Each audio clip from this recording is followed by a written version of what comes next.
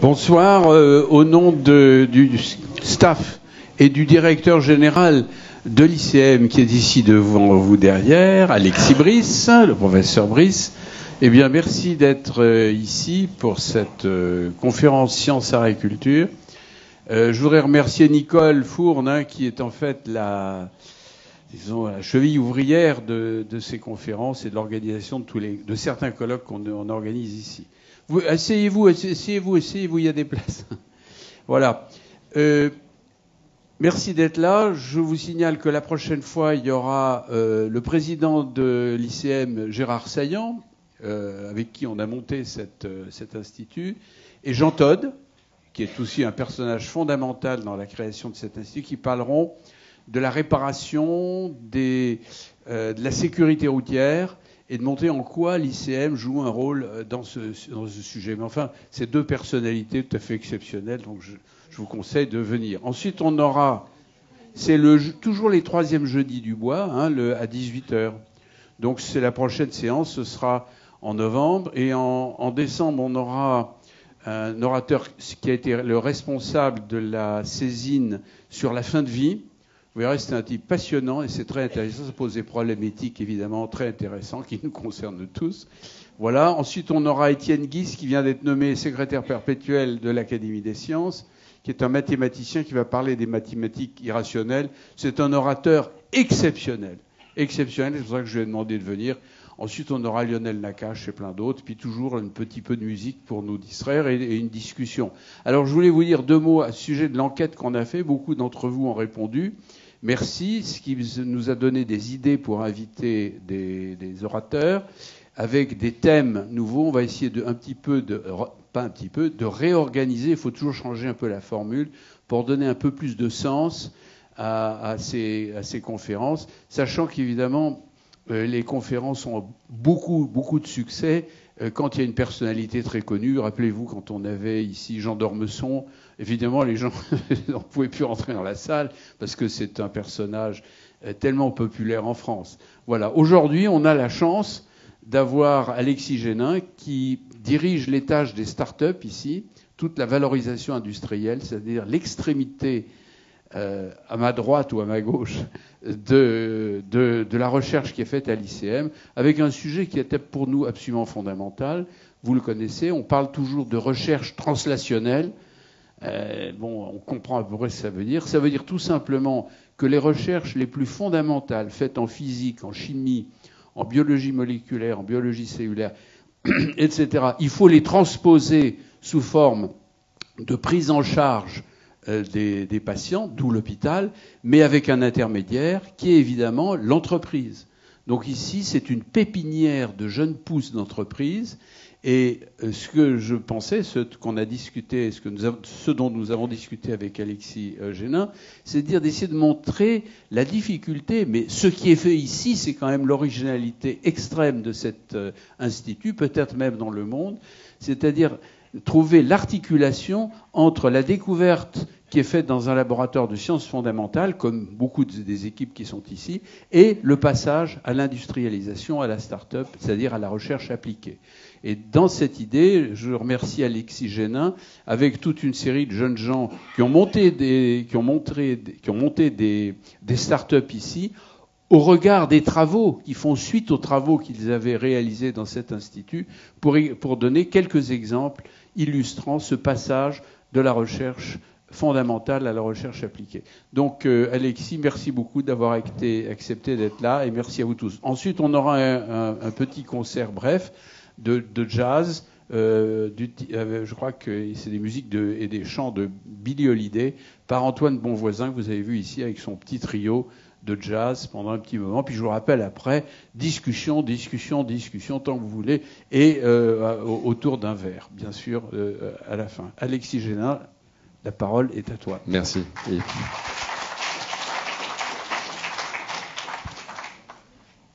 Bien, bonsoir tous et toutes. Yves vous l'a dit, l'Institut a été créé avec cette idée que la science peut, et peut-être doit, sortir du laboratoire. Ça s'inscrit dans un contexte plus large qui est la notion de développement d'économie de la connaissance. Plus d'économie de simple production, mais d'économie basée sur la connaissance. Au sommet économique et social de Lisbonne en mars 2000, tous les pays membres de l'Union européenne se sont donné un objectif stratégique. Devenir dans les 20 ans l'économie de la connaissance la plus dynamique et la plus forte du monde. Et avec ça, créer des emplois et de meilleurs emplois et créer de la cohésion sociale. Et donc vous voyez que depuis maintenant presque 20 ans, au moins en Europe, on place l'économie de la connaissance au cœur de ce qui doit faire le bien-être social, avec cette idée que la science doit être utile, sortir du laboratoire et permettre un développement économique. Alors on est en 2000, 20 ans avant, donc début des années 80, aux États-Unis, le Bayh-Dole Act a complètement révolutionné la recherche universitaire. Il a décloisonné recherche fondamentale et recherche privée, a donné plus d'autonomie aux universités et a permis de créer ce qui sont aujourd'hui les plus grands campus de recherche au monde, les plus efficaces en termes de production scientifique et les plus grands créateurs de valeur économique. Le seul MIT sur la côte Est crée 900 startups par an. Et toute la communauté industrielle de l'Est des États-Unis s'est rassemblée autour de ce campus d'excellence scientifique. On revient en 2000, on passe maintenant en 2018, presque 20 ans après. On a quasiment fait un bond de l'économie de la connaissance à l'économie de la donnée, avec cette idée que la valeur maintenant n'est presque plus dans la connaissance, si je provoque un petit peu, mais il faut agréger de la donnée, de la grosse, ce qu'on appelle la big data.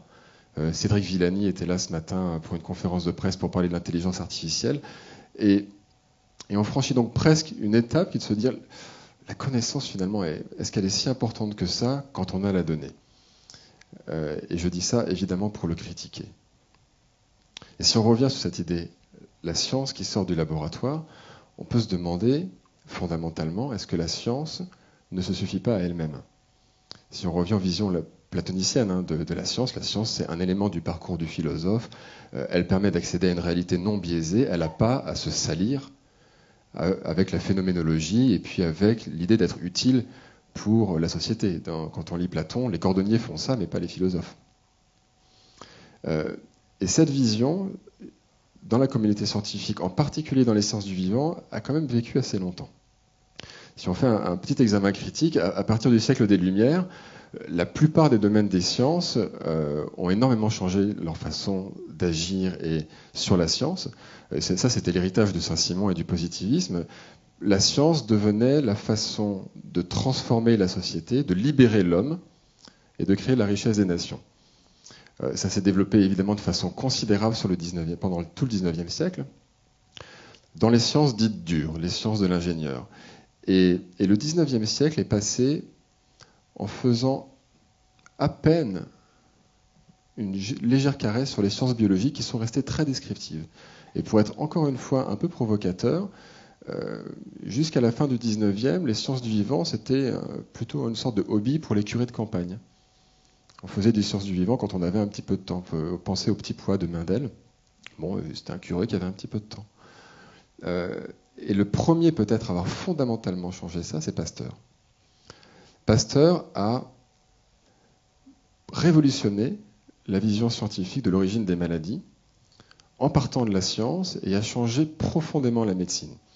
Et Pasteur, pour anecdote, vous avez traversé la Pitié-Salpêtrière, cette construction que vous voyez dans le haut de la Pitié-Salpêtrière en espèce de petite maison individuelle ou bâtiment individuel, c'est parce que les théories de Pasteur ont une telle influence à l'époque que les gens se sont mis à penser que tout était forcément bactérien ou viral. Et qu'il fallait donc isoler les patients, quelle que soit leur pathologie, parce qu'il devait y avoir un germe quelque part derrière. Donc il a révolutionné la façon dont la médecine s'est faite et surtout la façon dont la science pouvait alimenter la médecine. Et Pasteur disait, il n'y a pas une recherche fondamentale et une recherche appliquée, il n'y a qu'une recherche. Et ensuite, il y a les applications. Alors, on va ce soir, je crois, vous l'avez compris, plutôt défendre la thèse que la science doit être utile, qu'elle a une responsabilité vis-à-vis de la société. Et il n'est pas difficile de s'en convaincre, parce qu'en dehors de ce cocon qu'est l'amphithéâtre, sur ce campus, chaque jour, des milliers de malades viennent dans l'espoir que la recherche va permettre de soulager ou de guérir leur maladie. Donc la recherche a une responsabilité sociale très forte vis-à-vis de ces personnes-là.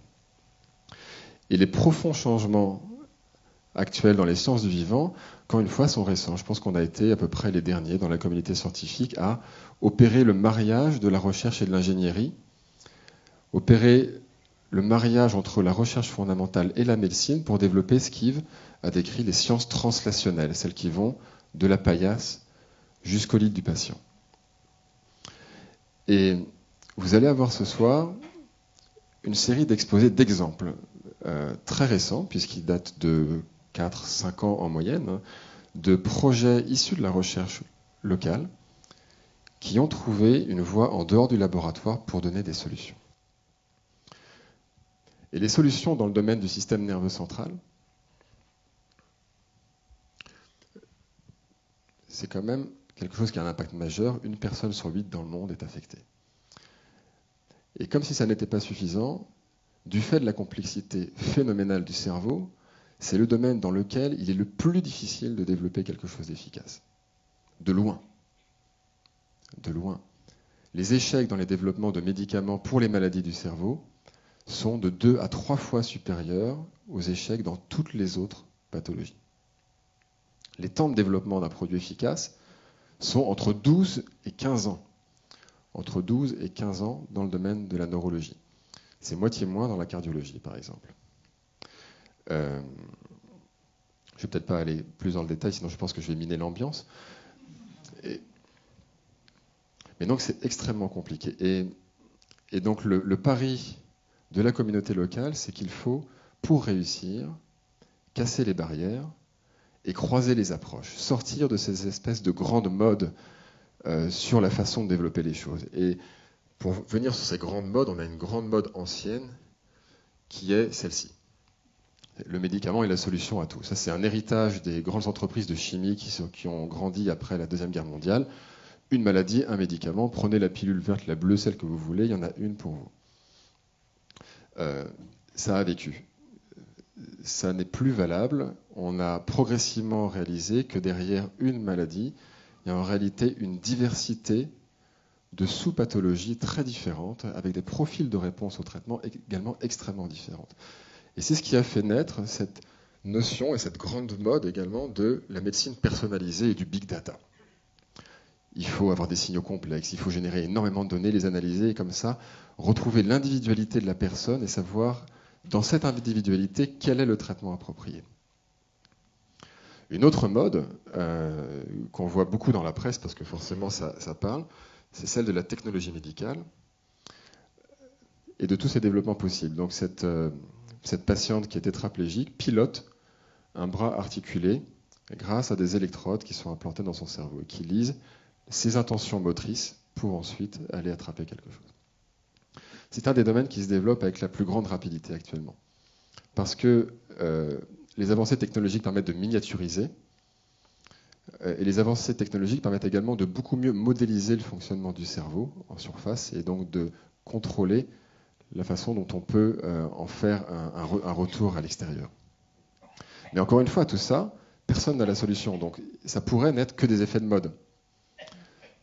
Et donc il peut être prudent de se dire, si on veut avoir une chance de réussir, il vaut mieux essayer de combiner les différentes approches, plutôt que de se focaliser sur une seule. Donc pas le médicament seul, pas la stratification seule, pas la technologie seule. Quelles autres options? L'activité physique, l'alimentation. Et là, la difficulté lorsqu'on approche ces domaines-là, c'est que c'est pas classique. On est habitué à prendre un médicament, on est habitué à utiliser une technologie, mais cette idée que l'activité physique fondamentalement peut modifier l'évolution de la maladie ou que l'alimentation peut avoir un rôle, sont des notions qui sont encore relativement récentes et qui presque sont pas sérieuses. Travailler sur le métabolisme, essayer de se dire que modifier le métabolisme ou le métabolisme cérébral, ça peut permettre de guérir une maladie, c'est quelque chose qui c'est vraiment pas sérieux. Qu'est-ce que tu en penses, Fanny? C'est pas très sérieux. Je vais passer la parole, mesdames et messieurs, à Fanny Moschel.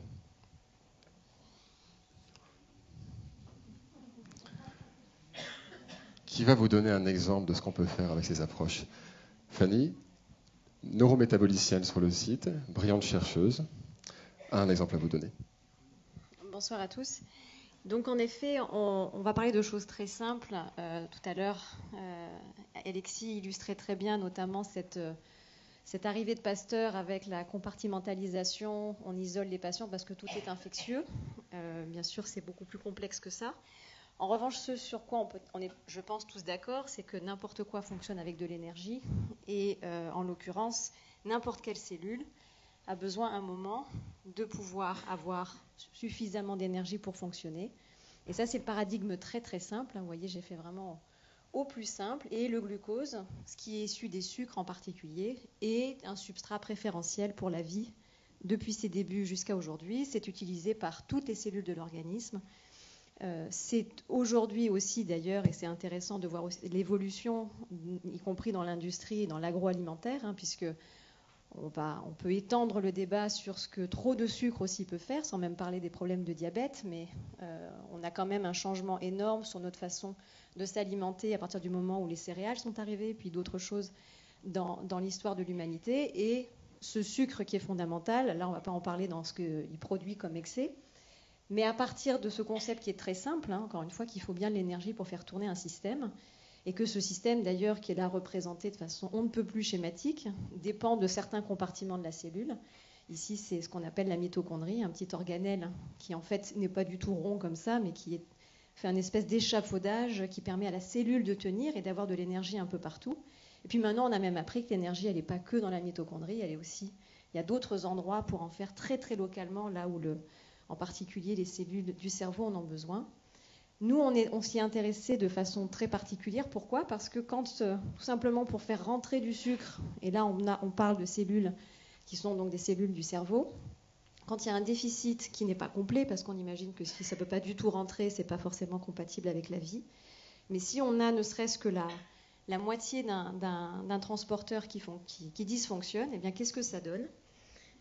C'est ce qu'on peut illustrer ici. Alors regardez bien parce que la vidéo est quand même très courte. Chez cette petite fille. Alors, je pense que pour la lancer, il suffit d'appuyer dessus, voilà, qui marche avec son papa. Petite fille de 4 ans.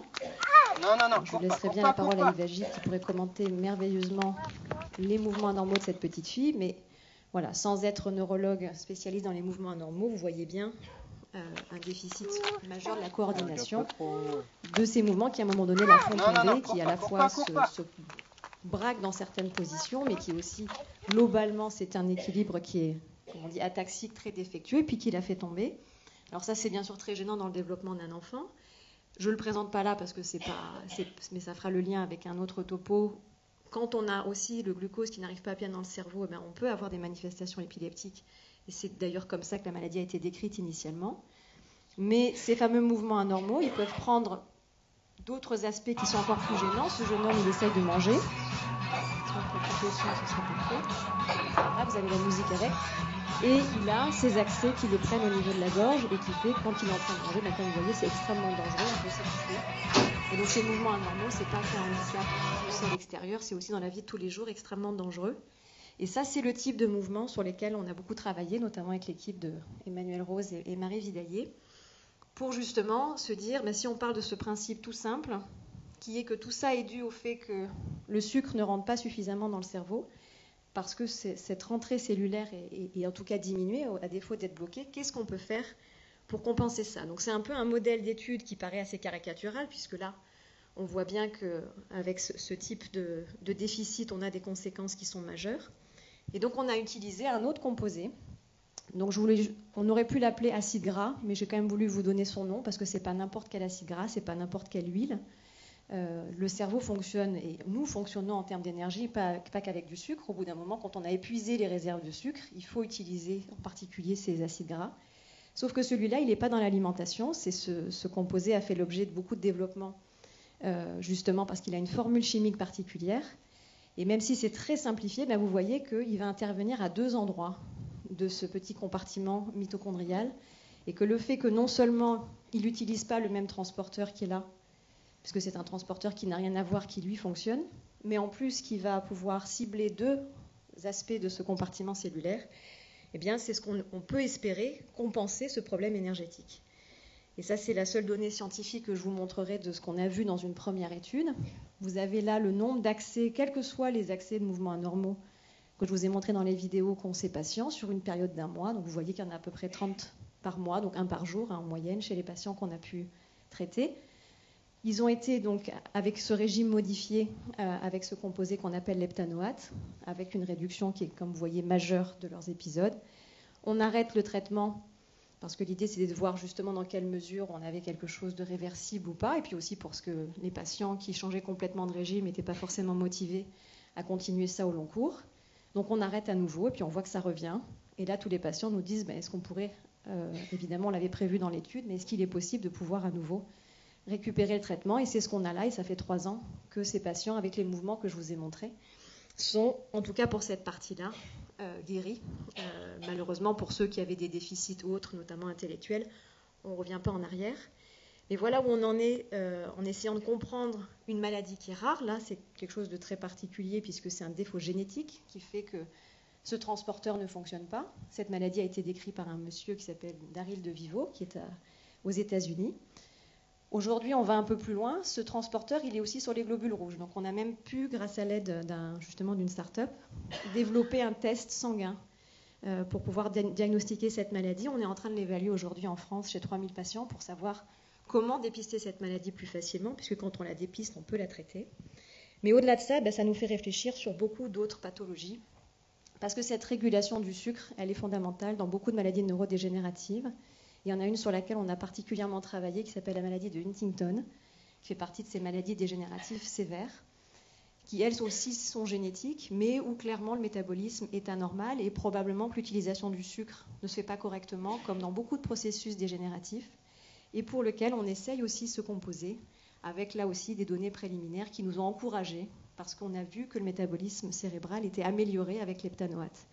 Donc est-ce que ça sera, à partir d'une observation d'une maladie très rare, quelque chose qu'on peut étendre à d'autres maladies plus compliquées? On ne va pas guérir la maladie de Huntington avec ce composé, mais est-ce que ça peut être une composante du traitement? C'est ce qu'on espère. Et voilà un peu en résumé ce que je voulais vous dire ce soir. Merci beaucoup, Fanny. Merci beaucoup. Donc, vous voyez, sur une base de travail et de science par Fanny, une première alliance avec une start-up française pour développer un outil diagnostique amélioré et une autre alliance avec un développeur de médicaments qui incorpore dans ses propres programmes cette molécule pour la développer, et en particulier sur la maladie de Huntington. En termes économiques, puisqu'on en a parlé et reparlons-en, ça peut avoir un impact économique colossal si on a effectivement un médicament efficace. Et cet impact bénéficiera en retour à la recherche, puisque c'est là le cercle vertueux. Toute réussite d'un produit permet de refinancer la recherche et donc d'avoir de nouvelles idées qui reprennent le même chemin, qui servent les patients et qui servent la recherche. Bon, donc peut-être alors le métabolisme c'est possible. Bon, d'accord. Bon, mais par contre il y a un autre problème quand même, c'est que vous savez que le cerveau est isolé du reste du corps par une grande muraille, la barrière hémato-encéphalique, qui est formidablement importante puisqu'elle évite que les virus et les bactéries qu'aimait beaucoup Pasteur mais qu'aiment très peu le cerveau, y pénètrent, déclenchent des inflammations ou tuent les neurones. Elle a un seul inconvénient, c'est qu'elle empêche les médicaments de passer. Et donc, pour beaucoup de médicaments qui potentiellement pourraient avoir une grande efficacité thérapeutique, on est bloqué par le fait que très peu de ces médicaments montent jusqu'au cerveau, et par contre beaucoup restent au niveau du foie, qui les aime beaucoup moins. Mais là aussi, je crois qu'il n'y a pas de solution. Frédéric, qu'est-ce que tu en penses ?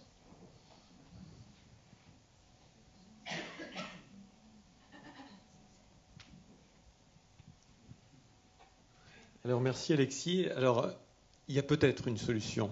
Je vais vous en parler maintenant. Une solution qui utilise en fait des ultrasons. Donc vous l'avez représenté devant vous. Je ne vais pas vous expliquer tout de suite comment cette solution fonctionne, mais je vais avant tout vous parler d'une indication qui est la première indication qu'on a choisi de traiter avec cette solution. Et effectivement, la barrière hémato-encéphalique dont parlait Alexis est une barrière qui empêche les médicaments de passer et qui, dans de nombreuses pathologies, conduit à des pronostics qui, malheureusement, sont très mauvais. Alors, l'une de ces maladies, c'est les tumeurs primaires du cerveau, dont le glioblastome, dont le pronostic est extrêmement mauvais, puisque seulement 15% des patients vivent plus de 5 ans. Alors, est-ce que pour autant ils ont des traitements? Oui, ces patients ont des traitements, et même les traitements sont assez lourds, puisque les traitements qui sont suivis par ces patients sont constitués dans un premier temps d'une chirurgie. Cette chirurgie est suivie en fait d'une chimiothérapie. Donc on donne des médicaments, et pour que ces médicaments soient un petit peu plus efficaces, on fait en même temps une radiothérapie. Donc on utilise des rayons. Et malgré tous ces traitements, eh bien, on s'aperçoit que la médiane de survie, c'est-à-dire la survie de la moitié des patients, n'est que de 15 mois. Donc vous voyez que les solutions ne sont pas bonnes. Et les solutions ne sont pas bonnes principalement du fait de la présence de cette barrière, qu'on appelle la barrière hémato-encéphalique, qui empêche la plupart des molécules de passer. Aujourd'hui, il y a 2 molécules qui passent à peu près dans le cerveau. Ce ne sont pas les plus efficaces. Les plus efficaces, elles ne passent pas. Et donc, c'est là où un neurochirurgien de la Pitié-Salpêtrière a eu une idée qui est une idée assez géniale, c'est de dire, mais moi j'ai vu que certaines équipes dans le monde utilisaient des ultrasons pour, de manière temporaire, permettre l'ouverture de cette barrière. Malheureusement, ces ultrasons, il y a un problème, c'est qu'il faut passer à travers le crâne. Et les ultrasons ne passent pas à travers le crâne. Donc là, il a fallu trouver une solution originale et puis surtout trouver en fait les partenaires avec qui travailler. Alors, c'est des essais qui ont été réalisés à l'ICM, mais également en collaboration avec une équipe de l'INSERM spécialisée dans les ultrasons thérapeutiques. Donc, il faut s'entourer d'experts. Il faut développer suivant des exigences réglementaires extrêmement fortes, et puis avec des études cliniques qui sont longues et qui sont coûteuses. Donc, Alexis parlait tout à l'heure de la durée de développement d'une solution en euros qui, en général, varie entre 12 et 15 ans. La société Cartera a été fondée en 2010. Et aujourd'hui, on vise une possible mise sur le marché, si nos essais sont à la hauteur de ce que l'on espère, on vise une possible mise sur le marché en 2022, 12 ans. On est exactement dans le créneau qui a été présenté. Alors, je vous parle de tout ça, mais je ne vous ai pas encore parlé de la solution. Donc, je vais vous parler de la solution en question. La solution, en fait, vous allez la voir sur cette petite animation. Donc voilà un patient qui a une tumeur cérébrale, donc représentée de manière schématique. Donc vous avez vu tout à l'heure, il suit un traitement standard, on va lui injecter une chimiothérapie. Cette chimiothérapie va se diffuser, donc elle va s'accumuler dans le foie, mais elle va essayer quand même de passer la barrière. Donc vous la voyez passer dans les vaisseaux sanguins, et puis vous voyez qu'elle reste bloquée parce que le vaisseau par lui-même est très hermétique. Alors, la solution que l'on a proposée, c'est une solution qui, pour s'affranchir quelque part du crâne, qui empêche de passer les ultrasons, tous les patients ont des petits trous qui sont faits dans le crâne pour passer des aiguilles de biopsie. Eh bien, à la fin de la procédure de biopsie, plutôt que reboucher, on vient poser notre petit dispositif qui contient un émetteur d'ultrasons. On recouvre tout ça de la peau, et donc on a in situ quelque chose qui peut émettre des ultrasons. Alors, émettre des ultrasons, c'est bien beau, mais pourquoi faire? Alors, ce qu'on va faire, c'est qu'on va venir exercer une force en fait, sur les parois des vaisseaux. On va d'abord injecter des petites bulles de gaz, que vous voyez, les petites bulles blanches, ici. Et puis, on va brancher notre dispositif. Alors pour le brancher, on utilise une aiguille, une petite aiguille transdermique qui vient connecter le dispositif. On émet des ultrasons, et ces ultrasons, qu'est-ce qu'ils vont faire? Ils vont venir exciter ces bulles. Et les bulles vont venir pousser en fait les cellules qui constituent les vaisseaux, qu'on appelle les cellules endothéliales, qui vont se séparer et qui vont permettre un passage plus important en fait de la chimiothérapie. Et on est capable, c'est ce qu'on a montré au travers de nos études, d'augmenter par un facteur 5, voire 7, la concentration des chimiothérapies. Et simplement, cette augmentation par un facteur 5 ou 7, eh bien, ça permet aux chimiothérapies de passer au-dessus en fait, de leur seuil d'efficacité. Alors, ce seuil d'efficacité, sur une maladie comme le glioblastome, ça peut se traduire par une survie bien plus importante. Alors, qui sait, on peut rêver. Après, si on combine ça avec des médicaments extrêmement puissants, peut-être qu'un jour, c'est une maladie qu'on arrivera à guérir. Mais ce n'est pas la seule maladie. C'est-à-dire quand on développe un dispositif comme celui-ci, il faut choisir une première indication qui permet quelque part de faire la preuve de concept clinique. Et puis derrière, on décline sur toutes sortes d'autres indications. Alors pour information, on a aujourd'hui un essai qui est en cours, qui vient de démarrer dans la maladie d'Alzheimer. Maladie d'Alzheimer, vous avez en fait cette même problématique qui intervient, c'est-à-dire qu'il y a, alors Alexis parlait du nombre d'essais qui ont été réalisés ces dernières années, c'est colossal. Ils ont tous été en échec, et possiblement certains du fait de cette barrière hémato-encéphalique. Donc on va voir si en ouvrant et en combinant notre dispositif avec un médicament, on est capable d'apporter une solution à des patients qui malheureusement n'ont pas de solution par les voies classiques en fait, de traitement. Voilà.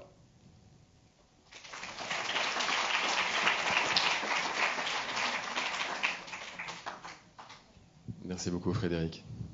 Et puisque tu reparlais de la maladie d'Alzheimer, c'est vrai qu'une des grandes hypothèses aujourd'hui dans la maladie d'Alzheimer et dans les stratégies pour être plus efficace, c'est ce besoin, cette idée qu'il faut diagnostiquer de façon très précoce et être capable de suivre très finement la maladie pour adapter le traitement.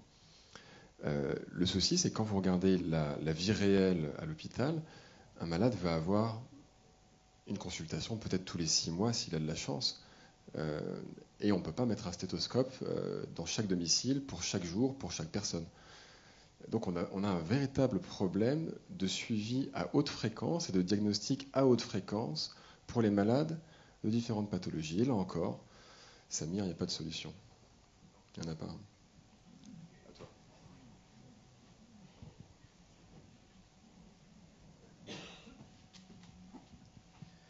Malheureusement, en neurologie, les problématiques liées au diagnostic et à la prise en charge des patients sont nombreuses. Et l'une qui m'a toujours beaucoup intéressé, ce sont les disparités d'accès aux soins. Je suis pharmacien, je viens des Ardennes. Et quand j'ai grandi, j'avais un ami qui s'appelait Maxime. Maxime, c'était un patient épileptique. Ce qu'on a compris finalement très très longtemps après la première fois où il est tombé de sa chaise dans un cours de maths en CP. Enfin, truc tout bête, il est maladroit, c'est le patient, c'est l'enfant maladroit standard, c'est pas la crise d'épilepsie tonico-clonique que les épileptologues peuvent vous décrire et que tout le monde pourrait reconnaître. Non, voilà, il tombe. 2 semaines après, ça recommence. Bon, est-ce que c'est grave? Le médecin généraliste, oh, c'est un enfant, c'est pas grave, il va avoir 7 ans, laissez-le tranquille, on va voir. Quelques mois passent, on arrive en fin d'année, ça s'est calmé, il n'y a rien eu à signaler, il peut jouer tranquillement dans la cour de récré, il n'y a rien qui se passe. Mais ça recommence.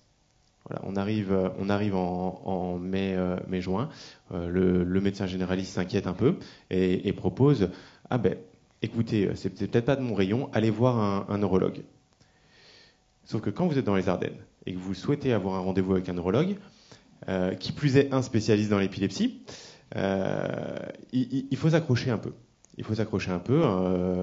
Maman paniquée des 12 mois d'attente pour aller voir le premier neurologue disponible à Charleville-Mézières, qui est la grande ville ardennaise du haut de ses 50 000 habitants, décide de l'amener à Paris.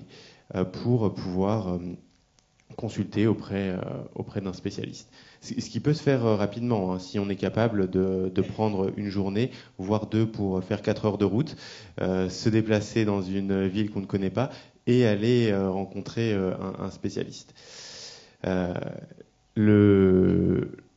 L'enfant à ce stade-là a la chance de pouvoir voir un épileptologue qui pose les bonnes questions, qui voit un tableau clinique évocateur et qui se dit « Ah oui !» et qui réalise un examen du cerveau, un électroencéphalogramme pour mesurer l'activité du cerveau du patient. Sauf que sa dernière crise remonte déjà à quelques semaines. Il fait un examen qui dure à peu près 20 minutes. Et la probabilité pendant ces 20 minutes de détecter justement une anomalie pendant cet examen est relativement faible. Donc le patient rentre chez lui avec un examen qui est non conclusif et on va attendre de voir si d'autres signaux cliniques évocateurs aboutissent à confirmer ou infirmer un diagnostic d'épilepsie. Ce qui s'est passé dans ce cas-là précis, dans le cas de Maxime, c'est qu'il a fait pratiquement 10 examens, enfin 10 allers-retours, 10 consultations et plusieurs examens d'électroencéphalographie avant d'arriver à un diagnostic positif d'épilepsie. On parle de 2 ans et demi. On parle de 2 ans et demi d'attente, 2 ans et demi d'errance thérapeutique. La Fondation française définit l'errance thérapeutique moyenne dans l'épilepsie autour de 3 à 5 ans pour un patient moyen. Et ça, c'est lié à ces problématiques de prise en charge notamment. On est lent à prendre en charge les patients parce que nos ressources sont limitées, car nos ressources sont centralisées, et on est également lent à prendre en charge des enfants comme Maxime, car on n'est pas capable d'être suffisamment réactif et précis dans les mesures que nous faisons. Après tout, hein, pour être sûr de voir une crise d'épilepsie qui apparaît un jour tous les semaines, mois, est-ce qu'un examen court fait dans un cabinet est vraiment l'option la plus efficiente pour détecter un événement? On s'est dit à Bioserenity que non, c'était pas ça qu'on voulait voir, c'était pas le système de santé dans lequel on voulait grandir, dans lequel je veux que mes enfants grandissent. Et on a discuté avec ces mêmes spécialistes, hein, qui sont experts de la prise en charge de ces patients, ici même à l'Institut du cerveau et de la moelle épinière. Et on a réfléchi à comment est-ce qu'on pourrait améliorer justement cette prise en charge. L'un des points qui nous a semblé important, quand on voit la disparité d'accès aux soins qu'on peut avoir en France, mais pas qu'en France, hein. Il y a peu de temps, j'étais avec l'OMS au Tchad. Ils ont 2 neurologues pour un pays entier. 2 neurologues. C'est de trouver des possibilités de connecter des personnes, connecter des spécialistes avec des non-spécialistes, connecter des patients avec ces mêmes spécialistes et trouver des moyens de réaliser cette médecine performante, cette médecine au plus haut niveau qu'on sait si bien faire dans nos CHU, partout. Et transformer un modèle où le patient va vers le spécialiste à un modèle où on tourne la médecine vers le patient, on amène la spécialité vers le patient. Donc c'est comme ça qu'on a démarré un Bioserenity, qui est une start-up de l'ICM, l'une des premières start-up de l'ICM qui s'est lancée en 2014 sur le développement de notre premier produit qui s'appelle le Neuronaute, que vous voyez derrière moi. Le Neuronaute, c'est quoi? Alors, je regardais parce que j'ai une autre slide. Oui. Le Neuronaute, c'est quoi? Le Neuronaute, c'est un dispositif qui reproduit stricto sensu exactement ce qu'on va réussir à faire dans le laboratoire d'épilepsie du professeur Vincent Navarro, par exemple, à Paul Cassel. Enfin, en tout cas, c'est la promesse. On verra une fois qu'il aura fini toutes les études cliniques qui sont à l'heure actuelle en cours sur le produit. On réalise avec un dispositif comme ceci un électroencéphalogramme complet. Donc on va mesurer avec 21 électrodes l'activité du cerveau à différents endroits. On va, avec le t-shirt que vous voyez derrière moi, mesurer l'activité des muscles, l'activité cardiovasculaire, la respiration également du patient. Et ça dans un support finalement qui est juste un support textile, qui va permettre à tous à chacun de le mettre, de l'utiliser, et ça sans forcément avoir des années d'expérience en épileptologie. Et ça, c'est vraiment un problème clé de l'épilepsie. La concentration de ressources et l'expertise nécessaire pour réaliser ces examens est importante. Et on est très bon à la Pitié-Salpêtrière, je m'en félicite, et je vous félicite, chers chercheurs. Mais quand on est dans les Ardennes, on n'a pas les moyens. On n'a pas les moyens, on n'a pas les spécialistes et on n'a pas le temps. Ce type de produit, ce type de dispositif va permettre à n'importe qui d'être capable de réaliser un examen d'électroencéphalographie. Va permettre de réaliser des examens à la maison sur des durées plus longues qui vont permettre d'augmenter la probabilité de détecter des crises et par conséquent très directement d'augmenter la valeur prédictive diagnostique de cet examen. Donc, pour raccourcir, l'idée c'est que des 2 ans et demi d'errance thérapeutique de Maxime, on passe à quelques semaines, quelques mois pour stabiliser un patient.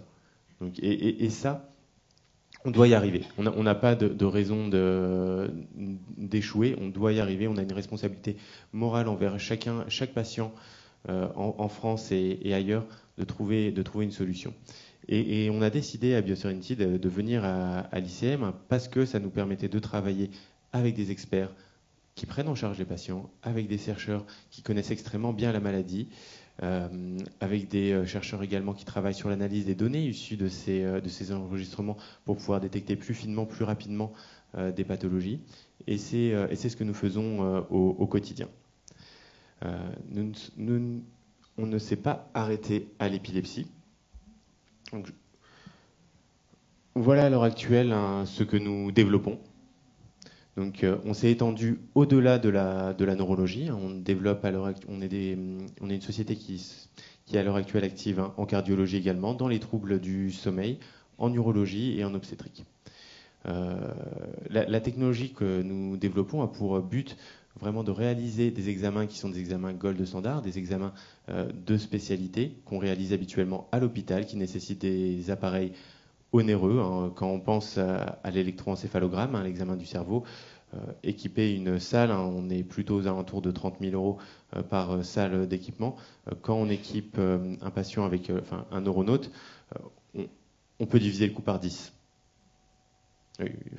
Forcément, si c'est mieux mais que c'est plus cher, à un moment le système de santé craque. Le but, c'est de trouver de l'innovation qui permet de faire mieux en restant responsable sur l'accès aux soins. Sinon, c'est pareil, on n'arrive pas à aller dans les Ardennes. Donc c'est ce qu'on a décidé de faire. Et si vous le permettez, je vais vous montrer à peu près à quoi ressemble l'envers du décor, parce que avoir des appareils qui permettent de faire des mesures près du patient, c'est une chose.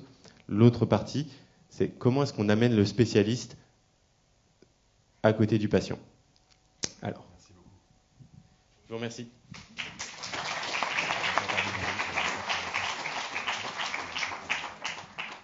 Bon, ça c'est très sérieux. Merci pour Charleville-Mézières. Et merci plus largement pour réellement tous les patients qui peuvent en profiter. Donc vous voyez, il y a quand même des entreprises très très sérieuses qui développent des nouvelles technologies à la fois embarquées ou bien pour faciliter la pénétration des médicaments dans le cerveau. Et à côté de ça, on a des neurologues qui ne pensent qu'à jouer. C'est pas très sérieux, Marie-Laure, franchement. Voilà. Est-ce que c'est sérieux, les jeux ?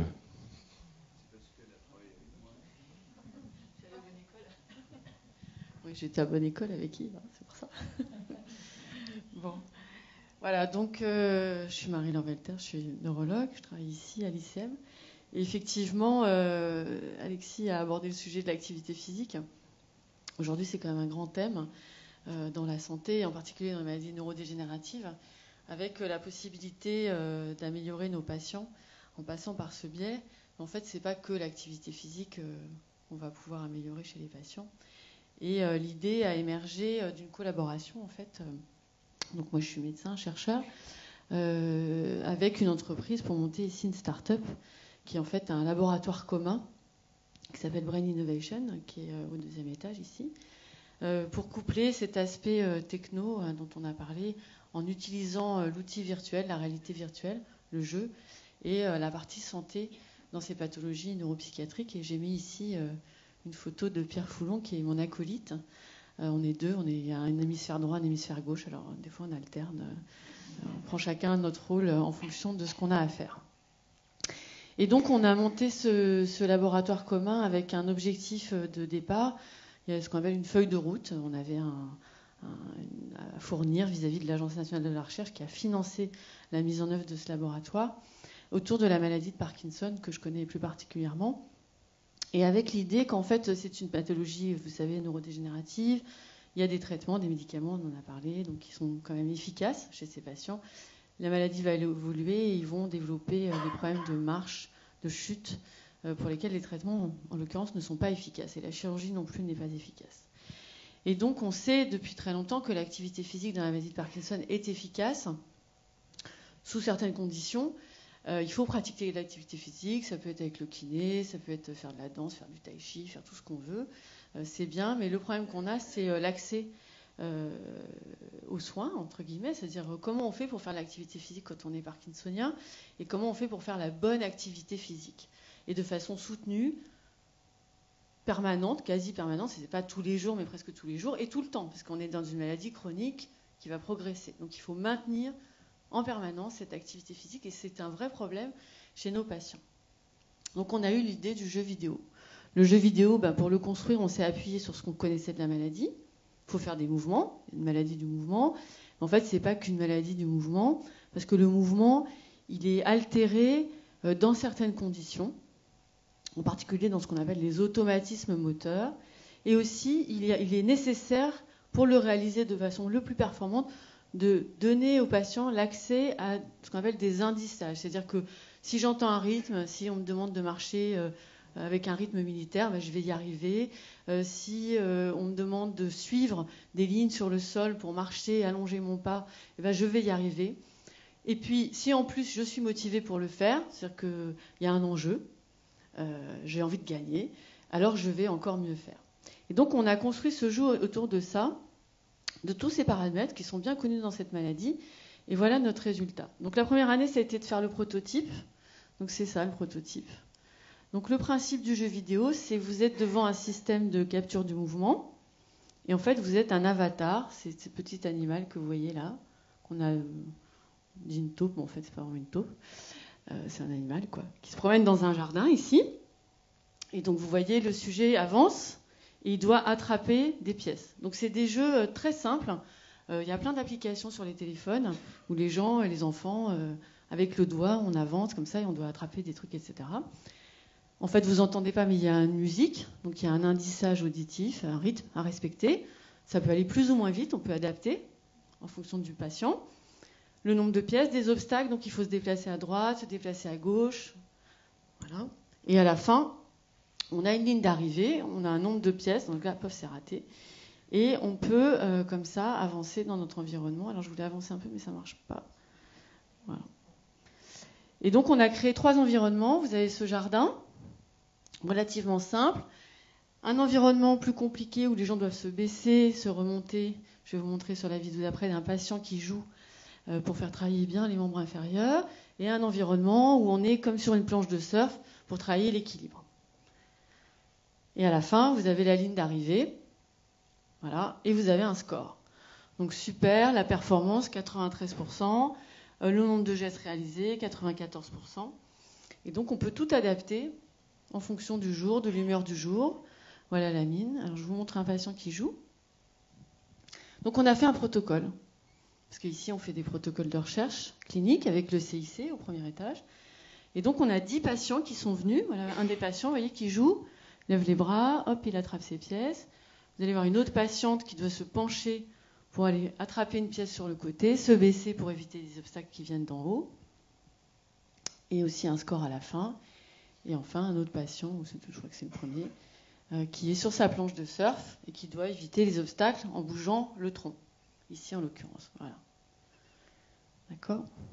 Donc, on a fait ce qu'on sait faire, de la recherche clinique. On a fait plein d'échelles avec les patients, comme d'habitude. Et aussi, on a une spécificité ici dans ce centre, c'est qu'on a une plateforme d'analyse du mouvement. Et donc, on pouvait mesurer très finement, c'est un patient, il a plein de marqueurs sur le corps, on le fait marcher, on reconstitue tous ces mouvements et on peut analyser de façon très objective les effets de l'intervention. Donc, on les a vus avant, on les a vus après. On a fait 10 patients et tous ces patients avaient des problèmes de chute et de marche. 7 sur 10 à la fin de l'intervention, 18 séances, n'avaient plus de chute. Et on avait une amélioration de la vitesse, de la longueur du pas, de l'ordre de 40%. Donc c'est très bénéfique sur cette première étude. Donc la suite de tout ça, c'est de continuer à tester l'efficacité du produit, puisque l'objectif, effectivement, c'est de le proposer au grand nombre, mais on doit en prouver l'efficacité. Donc on va faire ce qu'on appelle une étude de phase 2, comme avec un médicament, mais cette fois-ci à domicile. Les gens jouent à la maison. On a commencé, ça se passe bien, et on a un outil en ligne pour paramétrer le jeu. C'est-à-dire que le patient, on se connecte avec lui, on lui dit aujourd'hui, votre séance, elle va se passer comme ça. Vous allez faire tant de temps dans le jardin, tant de temps dans la mine, tant de temps sur le fleuve. Et pareil, on les évalue avant, on les évalue après. Voilà. Donc effectivement, c'est pas très sérieux, mais ça le devient. Ça commence à le devenir. Et comme vous disiez, le développement, on a commencé en 2013. L'idée a émergé en 2013. On est en 2018. On a fait la première étude. On continue. On espère que dans 2 ans, tout ça sera disponible chez le malade. Voilà, je vous remercie. Merci beaucoup, Marie-Laure. Merci beaucoup. Alors, ce que vous voyez, qui est quand même fascinant, c'est qu'on parlait de la science qui sort du laboratoire. Non seulement elle sort du laboratoire, mais elle se met même à sortir de l'hôpital. Incroyable. Et cette idée, la transformatrice d'une médecine qui n'est plus uniquement hospitalière, qui n'est plus uniquement dans le cabinet du médecin, mais qui passe à domicile, avec ce type de programmes qui peuvent être suivis à distance, c'est une tendance de fond. Et c'est une tendance de fond que l'ensemble des équipes ici, les startups et les différents entrepreneurs, accompagnent avec différents outils. Et le prochain horizon, c'est probablement de réussir à intervenir avant même qu'il y ait la maladie. Et là, on sort de la médecine et on rentre dans ce domaine un peu flou, mais très séduisant du bien-être et de la façon dont des outils de bien-être scientifiquement validés peuvent peut-être devenir des outils de prévention. Pour vous en parler, Johan Attal, qui est un scientifique de l'ICM, fasciné à la fois par la science et par l'art, et je pense que ça a beaucoup influencé sa façon de développer ses produits. Johan. Merci Alexis et merci Yves pour l'invitation. Alors en effet, c'est un plaisir de revenir puisque j'étais ici au 3e pendant plusieurs années et je travaillais principalement sur l'analyse de l'activité électrique du cerveau, puisque spontanément nos cerveaux sont toujours actifs et génèrent de l'activité électrique et qu'on mesure habituellement, pour ceux qui connaissent, avec un électroencéphalogramme, donc un bonnet avec plein de capteurs, du gel de conduction et un dispositif qui va prendre toutes ces mesures et permettre de faire un diagnostic. Tout ça dans un monde clinique, comme expliquait Alexis. Et l'idée de la société qu'on a lancée à partir de l'ICM a été de dire cette connaissance-là peut servir ailleurs que dans la recherche ou à l'hôpital, mais peut servir à rentrer directement chez les gens, être accessible avec les forces de l'électroencéphalographie qui sont notamment le fait qu'aujourd'hui on peut intégrer cette connaissance scientifique dans des technologies très très puissantes. Et la première d'entre elles, vous l'avez toutes dans votre poche, c'est un smartphone qui est un ordinateur et qui peut faire beaucoup de calculs. Et cette technologie du smartphone permet d'être mobile. Et à côté de ça, on a dû dire il faut réinventer l'EEG. Alors évidemment, l'EEG, c'est une vieille technologie qui a été créée dans les années 29 et qu'on a transformée pour faire ce casque que je vais vous présenter après et pour résoudre pas mal de problèmes qui font qu'on doit passer de la recherche clinique et donc des outils qui utilisent des gels de conduction et tout un tas de paramètres qui sont impossibles à utiliser chez vous, à la maison ou dans votre lieu de travail, Je parle du lieu de travail parce que c'est le premier marché sur lequel nous allons lancer notre produit et la première problématique à laquelle on s'adresse. Donc pourquoi faire tout ce travail que je vous ai décrit initialement de sortir cette recherche pour la mettre à l'extérieur du laboratoire? La première des raisons a été pour nous de travailler contre le stress. Alors vous allez me dire, mais qu'est-ce que les neurosciences ont à voir avec le stress dans le monde de l'entreprise? Qu'est-ce qu'on peut faire? Pourquoi est-ce que les neurosciences vont intégrer l'entreprise? Alors juste quelques mots sur le stress avant de répondre à cette question. Je pense que vous êtes tous convaincus qu'aujourd'hui, on vit dans un monde qui est de plus en plus rapide, de plus en plus stressant, une demande de productivité de plus en plus importante, un nombre d'informations à gérer de plus en plus important. Et la question que nous, on s'est posée chez MyBrain, c'est ce déséquilibre génère tout un tas de troubles physiques, de troubles psychiques, etc., etc. Et la liste est longue, ça va des maux de tête, mal de ventre, jusqu'à une anxiété aiguë et insomnie. Donc ça va comme disait Alexis en introduction, ça va de quelque chose de médical et de pathologique diagnostiqué jusqu'à quelque chose qui ne l'est moins, mais qui le devient par la suite si vous avez tous les exemples de burn-out et de dépression en entreprise. La liste est longue, et c'est là où les neurosciences ont un rôle à jouer.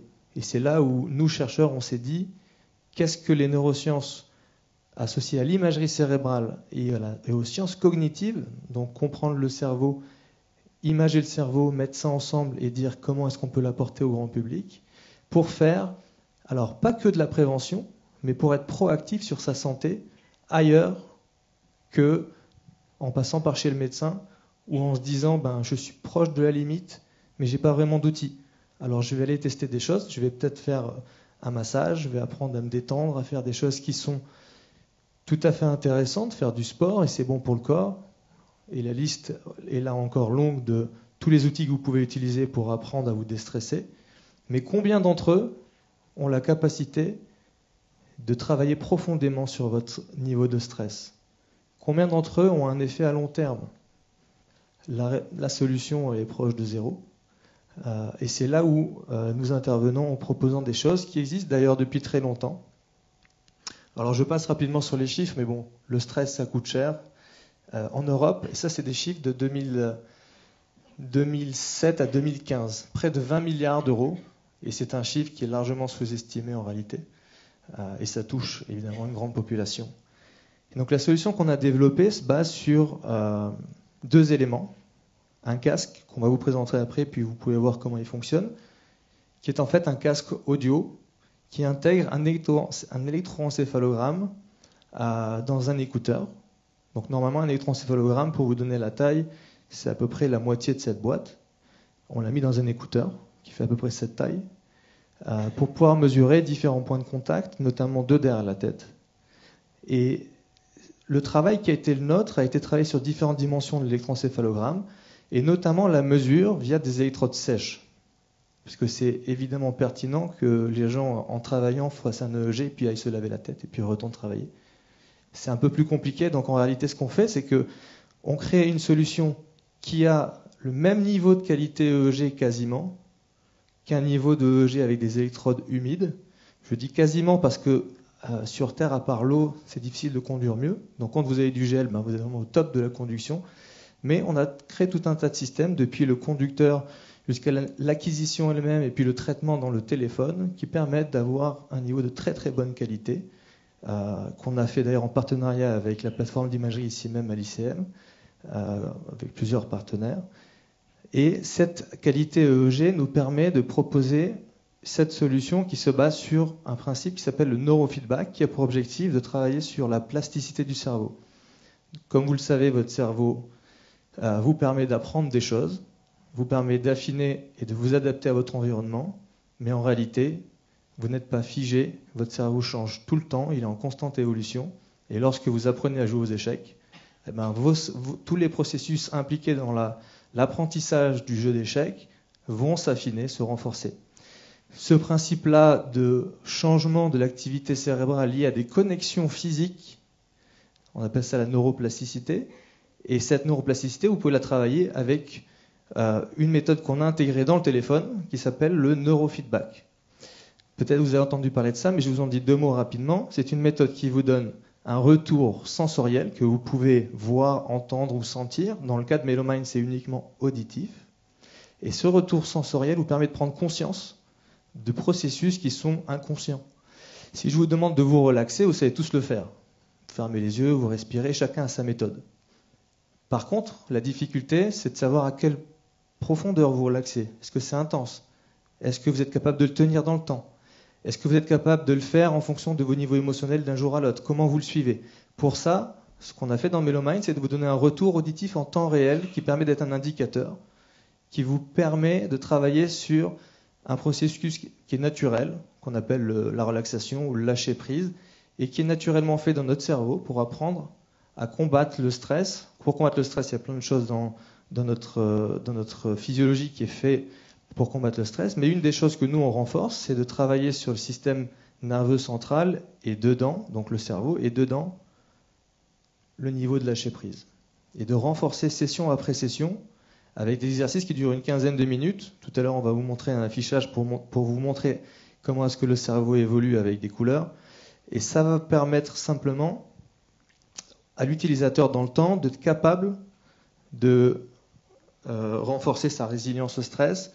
Alors ce que je mettais en dessous ici, c'est différents éléments qu'on apporte à l'utilisateur. Je ne rentrerai pas dans les détails, mais c'est plus la capacité de dire à l'utilisateur, on ne fait pas du quantified self, on ne vient pas mesurer votre cerveau. On vient vous apprendre à être proactif, à dire, vous pouvez entraîner par l'esprit votre propre processus cérébral de la relaxation et de le renforcer, de l'améliorer. Alors le fonctionnement, c'est assez simple. Ici, vous avez un exemple d'indice de relaxation. Donc, vous voyez une courbe. Cette courbe, lorsqu'elle est en haut, ça veut dire qu'à partir de l'EEG, on a dit le processus de la relaxation est très bon. Et quand il est en bas, le processus de relaxation est moins bon. Ça veut dire que mentalement, vous êtes un peu plus actif. Donc ce qu'on fait, c'est qu'on va avoir en retour ici une musique dans les écouteurs qui va monter en volume ou descendre.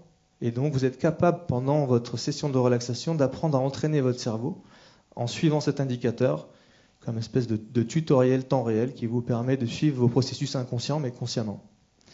Donc ça, c'est pour le principe, c'est une boucle qui en réalité n'a pas été inventée par nous, c'est quelque chose qui existe depuis les années 60, puisque l'EEG a été créé en 29 par Hans Berger, et dans les années 60, il y a un chercheur qui s'appelle Joe Kamiya aux États-Unis qui s'est dit, mais est-ce qu'on peut modifier nous-mêmes nos ondes cérébrales en les modulant?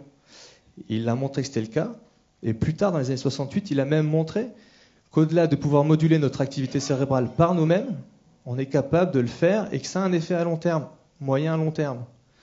Et ça, c'est la force du neurofeedback, et c'est ce que nous, on veut apporter comme solution complémentaire à ce qu'il peut avoir par ailleurs, que ce soit des molécules ou que ce soit la nutrition ou tous les éléments qu'a précisé Alexis au début, qui sont tous complémentaires. Mais donner de la force au pouvoir de l'esprit d'une certaine manière, de se dire, nous avons des solutions pour pouvoir travailler sur certains de nos processus cognitifs. Alors, rapidement, ce qu'on a montré, nous, c'était qu'on était capable d'implémenter ça en entreprise, sur le marché de la santé mentale en entreprise, d'aider des employés à pouvoir faire des sessions de Melomind sur 6 semaines à 3 mois, et qu'en le faisant régulièrement, en faisant ce travail de neurofeedback, ils pouvaient améliorer leur capacité de relaxation de près de 30%. On a fait tout un tas d'autres études, notamment sur le niveau d'anxiété. On a fait tout ça en partenariat aussi avec l'ICM et avec 2 équipes ici. Donc c'est un travail qui nécessite pas mal de recherches, pas mal d'études. Et aujourd'hui, vous avez de vrais employés dans leur entreprise qui apprennent à travailler leur santé mentale, qui apprennent à travailler une autre dimension grâce à Melomind et qui nous demandent de l'utiliser. Donc on le déploie aujourd'hui et on compte se déployer à travers la France et l'Europe pour pouvoir proposer cette solution. Alors j'ai fini avec ça. Est-ce qu'on peut faire une petite démonstration ? Donc le principe là que vous allez voir, c'est donc Audrey et Fred ont développé un visuel très simple qui vous permet de voir à l'affichage ce qui se passe dans la tête de la personne qui met le casque. Donc le casque, c'est un casque audio qui contient des électrodes, comme je vous disais, qui viennent se poser derrière la tête. Voilà. Ensuite, elle va brancher le casque à l'application. L'application va récupérer les données qui sont mesurées par le casque. Les données, en fait, mesurées ne font que récupérer l'activité électrique générée par ces neurones. Et cette activité électrique est envoyée au téléphone en temps réel. Ensuite, ce qu'elle va faire, c'est qu'elle va... Alors d'abord, il faut qu'elle vérifie que ça capte le signal. Super, voilà, c'est un affichage en temps réel. Donc on m'a dit il faut faire une démo live. Alors je vous fais une démo live. Vous avez le téléphone qui est là par terre affiché à l'écran. Donc ça montre ici 4 capteurs. 2 derrière les oreilles et 2 derrière la tête. Lorsque les capteurs passent en vert, ça veut dire que ces 2 capteurs ici captent correctement le signal. Et vous avez des petits points en haut qui captent l'activité des 2 électrodes.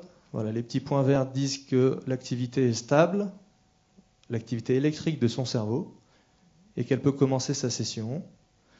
Donc là, elle a une première phase qu'on appelle la calibration, qui dure quelques secondes.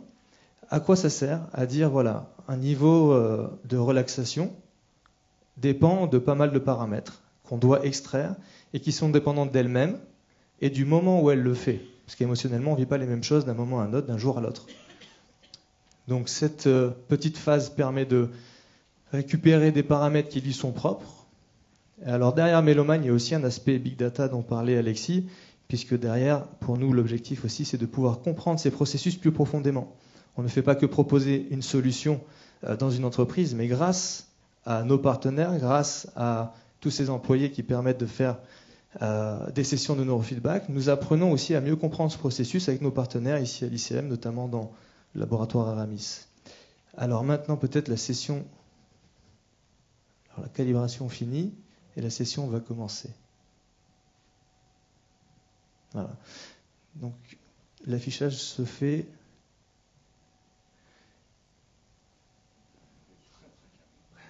Alors il ne se passe rien dans sa tête.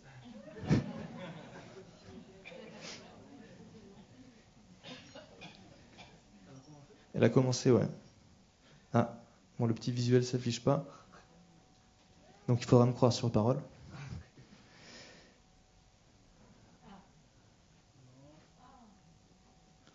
Alors normalement, ce qui est censé s'afficher, ça va peut-être arriver. Oui, parce que derrière, c'est ça, hein, c'est des lignes de code, c'est beaucoup de travail. Alors pour pouvoir vous montrer comment ça fonctionne, parce qu'évidemment, vous ne pouvez pas entendre ce qu'il y a dans ses oreilles et comment elle module, puisqu'elle vit sa propre expérience de modulation de son activité cérébrale, on a créé un affichage, enfin Fred, ici même, a créé un affichage assez simple pour que visuellement, vous pouvez voir ce qui se passe dans son esprit, qui sont des petits carrés de couleurs qui vont s'afficher les uns derrière les autres, qui correspondent au suivi de son activité cérébrale. Quand les carrés sont de couleur plus vers le bleu, elle est très relaxée. Quand ils sont plus vers le rouge, elle est plus active mentalement. Elle est moins dans des processus cérébraux de la relaxation plus profonds. Donc normalement, l'idée, c'était de pouvoir vous montrer ça. Ah, alors normalement, c'est des carrés, mais là, il a changé. Tu peux te mettre en... Voilà, essayer de te relaxer. Donc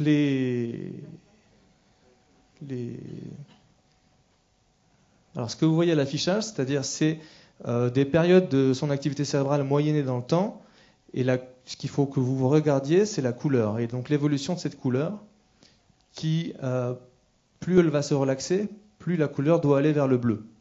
Alors le fait que ça aille de bleu à rouge, c'est normal, l'activité cérébrale est modulée constamment. Et c'est plutôt ce qu'elle fait plutôt bien. Vous voyez, au début, c'était plutôt vers le vert, orange, rouge. C'était préparé, on avait créé une vidéo avant. Et voilà, regardez. Super, merci Yves, regarde. Voilà. Donc vous voyez en temps réel ce qui se passe. Donc, est-ce que tu peux essayer de te relaxer? Ok. Donc, là, elle va essayer de se... C'est un peu difficile pour elle quand même de... Ok. Et je précise que Audrey ici est chercheur en neurosciences également. C'est elle qui dirige la partie des sciences cognitives en termes de toute la recherche chez MyBrain. Et donc, non seulement elle y croit, mais elle le pratique. Et puis, c'est elle qui est derrière la création de cet outil également. Donc voilà. C'est dur, elle ne va pas y arriver. Mais vous avez compris le principe, je pense.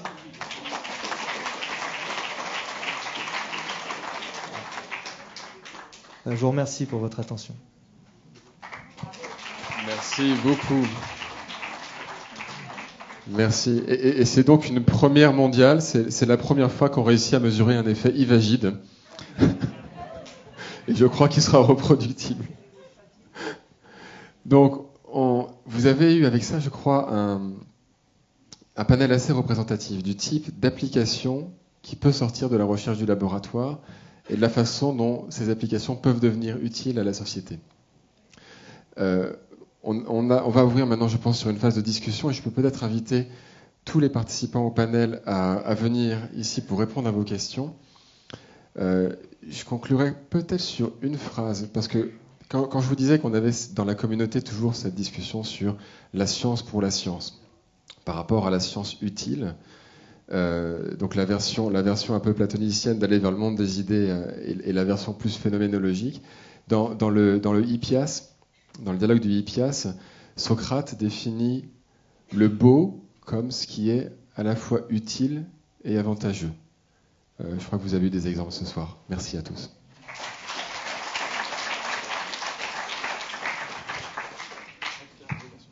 Bon, est-ce que vous avez des questions? C'est intéressant. Vous avez des questions à poser? Merci. Je m'adresse aux derniers orateurs, aux derniers intervenants. Vous avez parlé de l'utilisation de ce système dans les entreprises pour lutter contre le stress. Mais ce qui est stressant dans un travail, que ce soit en entreprise ou dans un laboratoire de recherche, c'est que quand on pense intensément, qu'on travaille, on se critique les uns les autres, qu'on essaie de produire, on n'est pas relaxé du tout. Donc, quand voulez-vous faire intervenir ce processus de relaxation, alors que c'est au moment où on est le plus actif, le plus critique, le plus critiqué, qu'on a besoin d'être détendu? Est-ce que c'est conciliable dans le même instant? Alors merci pour la question, et vous avez répondu à la question à la fin, en disant dans le même instant, puisqu'en effet, le point sur lequel on travaille, c'est évidemment pas de rendre les gens non stressés et extrêmement relaxés, voire léthargiques. L'objectif, c'est de les amener dans un état d'approfondissement de processus naturels dans lequel ce niveau, d'abord, on n'entraîne pas le stress directement. Comme vous avez compris, on travaille sur un processus qui est naturel, on appelle le lâcher-prise ou la relaxation. La sémantique importe peu. L'idée, c'est plus de dire, vous avez quelque chose qui est naturel dans votre cerveau, vous pouvez le renforcer par vous-même, et ces ondes cérébrales font partie de votre propre traitement, puisqu'elles sont là pour vous aider à mieux vivre certains processus ou à avoir un meilleur équilibre, certains diraient. Cela vient juste vous dire, si vous utilisez Melomind dans ces conditions, ça veut dire que dans les moments de stress aigu, vous aurez une meilleure gestion de ces processus qui sont faits pour les réguler.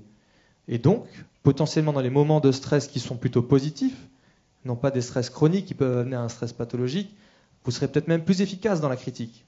Donc le sujet n'est pas tant de dire on veut pousser les gens à ne plus être stressés, et comme vous l'avez bien dit, le stress peut être bon et est une nécessité, mais dans une certaine mesure. C'est comme tout. Quand il devient chronique, quand il devient jusqu'à des stades pathologiques, là, il y a un problème. Et c'est pour ça qu'au début, Alexis précisait, on est dans la prévention, c'est que notre objectif, c'est de pouvoir proposer à tout le monde, d'ailleurs malade comme pas malade, d'utiliser le neurofeedback comme une solution qui permet d'apprendre à entraîner des processus naturels qui viennent juste amener une meilleure régulation.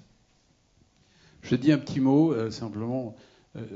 L'intérêt de ce que vous avez démontré, c'est que c'est scientifiquement établi, c'est-à-dire qu'il y a des preuves. L'avantage de la présence de ces jeunes gens ici, c'est que ce qu'ils font, c'est vraiment fondé sur de la science.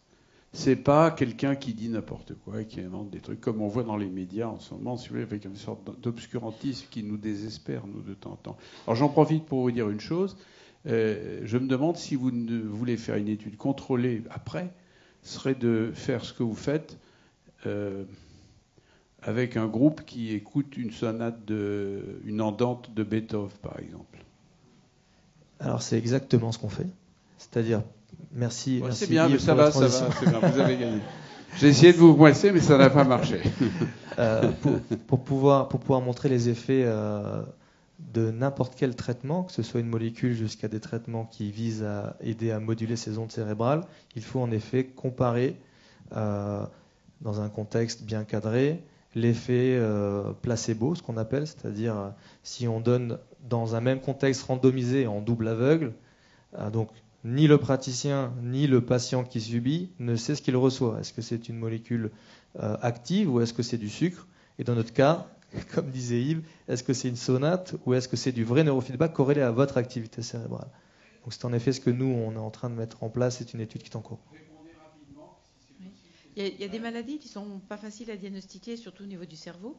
Est-ce que votre méthode est déjà appliquée dans certains services? Notre méthode n'est pas une... une méthode, Peut-être je vais passer la parole à mon collègue de BioSerenity, puisque c'est plus spécifiquement, ou à Fanny, plus spécifiquement ce qu'ils font, puisqu'ils ont un ciblage de l'effet du diagnostic, donc comment est-ce qu'on diagnostique des pathologies cérébrales. Notre objectif avec Melomind, notre objectif premier tout de suite, c'est plus d'aider les gens à entraîner leur cerveau. On ne vient pas diagnostiquer des niveaux de stress. Alors, pour le diagnostic, il y a peut-être Samir qui pourrait commenter. Oui, on travaille avec plusieurs médecins, on travaille avec des chercheurs de l'ICM et on a, nous en tout cas pour MyBrain, on travaille à la fois dans l'académique et chez nos clients qui l'utilisent. Donc mais c'est une plus longue réponse que je pourrais vous donner par ailleurs après si vous voulez. Un complément, Samir? Sur la partie diagnostic, on travaille sur le diagnostic des épilepsies, mais également d'autres troubles neurologiques. À l'heure actuelle, on est disponible sur le territoire français et outre-mer. C'est une centaine d'hôpitaux maintenant qui font appel à nous. C'est 15 000 patients qui ont été pris en charge par nos services depuis leur lancement il y a 18 mois. Et c'est des services qui sont disponibles 24 heures sur 24 et 7 jours sur 7. Donc on a vraiment un impact diagnostique et dans la prise en charge dès aujourd'hui. Et Fanny, peut-être sur les marqueurs métaboliques et génétiques, un impact diagnostique? L'idée, c'est d'essayer de sortir les maladies rares malheureusement, puisqu'elles sont finalement très fréquentes, elles sont toutes très rares, mais elles sont tellement nombreuses que ça finit par faire énormément représenter beaucoup de patients. Et donc, c'est vrai qu'une des parties de ce à quoi on s'attelle, c'est de pouvoir simplifier cette démarche diagnostique. Aujourd'hui, la génétique devient de plus en plus accessible, mais elle reste pas moins compliquée. Et donc, on développe des tests qui sont justement le plus accessibles à des neurologues tout venant, à des pédiatres tout venant, si on parle des maladies du cerveau. Et l'exemple de cette maladie neurologique du déficit du transporteur du sucre, l'illustre parfaitement, parce qu'on a compris le fonctionnement sur des globules rouges, des cellules du sang, on peut maintenant faire ce test. Alors qu'avant, il fallait faire une ponction lombaire, donc quelque chose, pour ceux qui en ont déjà entendu parler, qui est quand même très invasif et que les patients peuvent refuser, bien sûr. Et donc ça, c'est quelque chose qu'on fait plus largement dans d'autres maladies, où on essaye de dire, voilà, si vous avez tel symptôme, pensez à faire ça, parce que vous allez peut-être trouver une maladie rare, mais une maladie qui est traitable. Et donc, c'est vrai que le diagnostic fait partie des enjeux de la thérapie, puisque ça commence par là. Oui, merci bien. Ma question est la suivante. Tous les trois, vous avez la même origine. Vous venez de l'ICM et vous êtes des chercheurs en neurosciences.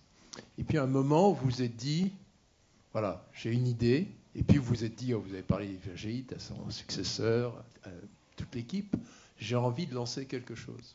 Et puis, vous avez lancé une activité qui est une activité donc d'entreprise. Alors, ma question, c'est quel est le processus? Est-ce que vous pourriez, je pense que ça pourrait intéresser tout le monde, savoir à quel moment vous êtes sorti du cadre chercheur classique vers, voilà, on crée une entreprise. Et puis, j'ai une deuxième partie dans ma question, c'est est-ce qu'il y a des allers-retours? Je veux dire par là, dans ce que vous faites, vous, il y a des idées que vous développez qui deviennent des activités ou des objets ou des éléments qui vont devenir des éléments de marché également. Et puis, vous avez peut-être des choses qui nécessitent qu'on revienne vers une activité, je dirais, de recherche. Est-ce que vous pourriez un petit peu nous décrire ces allers-retours? Je pense que ce serait intéressant. Non, puisque je n'ai pas d'activité entrepreneuriale, justement, j'ai laissé ça à des confrères. Oui, mais justement, c'est intéressant. C'est aussi le couple, quoi. C'est aussi le couple. Oui, absolument. Je pense que on aurait pu s'en parler avant parce que c'est certainement plus simple pour que ce soit harmonieux, on va dire. Mais oui, à un moment donné, la question s'est posée de se lancer justement dans un projet entrepreneurial autour de cette molécule. Ça demande aussi d'autres compétences. Et comme moi, je suis également médecin, les patients sont passés devant, en tout cas pour cette étape-là. Et donc, c'est du partenariat actif avec des gens qui savent faire ça, qui savent développer des médicaments rapidement, qui savent développer des dispositifs diagnostiques. Et c'est très important qu'ils viennent nous voir et qu'on en parle très tôt pour savoir ce que nous, on pense sera le plus rapidement au lit du patient. Donc, cette activité clinique, elle ne permet pas toujours de se lancer justement dans l'entreprise, mais elle permet clairement de l'informer, de l'éclairer. On peut dire qu'il y a deux grandes voies. Le point de départ, c'est que vous êtes convaincu que vous pouvez faire un impact pour les malades. Et vous pouvez choisir la voie de Fanny qui est, pour faire un impact sur les malades, je dois les voir, je dois maintenir mon activité de recherche et de soins. Par contre, je vais, de manière entrepreneuriale, trouver des partenaires industriels avec qui je vais le développer, que je vais convaincre, et elle a déployé des efforts considérables pour réussir, qui vont investir, mettre de l'argent et qui, eux, vont en faire un produit. Et je les accompagnerai pour le faire. Et l'autre démarche, c'est, je lâche le laboratoire, ça c'est l'exemple de Johan, et je vais chercher des investisseurs, et je démarre et je vais transformer le domaine de la prévention. Et c'est également la démarche qu'a suivi Samir. Alors en effet, c'est bien résumé. Donc moi j'ai eu une activité de recherche à la Pitié pendant à peu près 7-8 ans. Et j'avais déjà, personnellement j'ai toujours eu un pied plus ou moins dans des entreprises en étant soit consultant ou en ayant fait ma thèse dans une entreprise en parallèle du laboratoire. Donc c'était un domaine que l'entreprise, je dis que je connaissais par ailleurs. Et à un moment donné, après mon postdoc, j'ai décidé de lancer une société et c'est comme ça que je suis sorti du laboratoire, puisque j'avais plusieurs voies possibles, soit continuer plusieurs postdocs avant d'avoir un poste de chercheur, soit de rentrer dans le privé en tant que chercheur, soit de lancer une entreprise par moi-même. C'est ce que j'ai décidé de faire. Et ce qu'il faut voir, en tout cas pour nous ne sommes jamais sortis de la recherche. Aujourd'hui, nous faisons des produits, mais ces produits se basent sur de la recherche qui a été faite avant, qui est faite pendant, ou que nos partenaires académiques ici à l'ICEM ou dans d'autres laboratoires de recherche font. Et dans notre société, je dirais aujourd'hui, quasiment un tiers de la société sont des chercheurs, comme Audrey, qui passent ses journées à faire de la recherche en neurosciences cognitives, qui développent et qui publient des papiers de la même manière que ce qu'elle ferait si elle était dans un laboratoire de recherche. Et par ailleurs, on collabore sur toutes les dimensions, depuis l'électrode jusqu'à l'analyse cognitive des signaux, avec des chercheurs ici à l'ICM et ailleurs également. Donc la recherche, on y est. Je vous interromps, on est très en retard. Une dernière question, madame, très très rapide, s'il vous plaît. Parce que les musiciens sont là. Il ne faut pas décevoir les musiciens, c'est vrai. Je suis très admirative de la haute teneur de recherche que vous maintenez dans vos startups. Et j'aurais demandé à la Marie-Laure qui faisait les vidéojeux, mais elle est partie. Je peux répondre. C'est pas sûr. Donc, je vais demander au monsieur du stress. En fait, l'OMS a défini le stress comme la première cause de mort en 2030 à cause des opioïdes qui sont en train de faire des millions de morts aux États-Unis parce que les gens ne connaissent pas votre produit et donc ils prennent la codéine.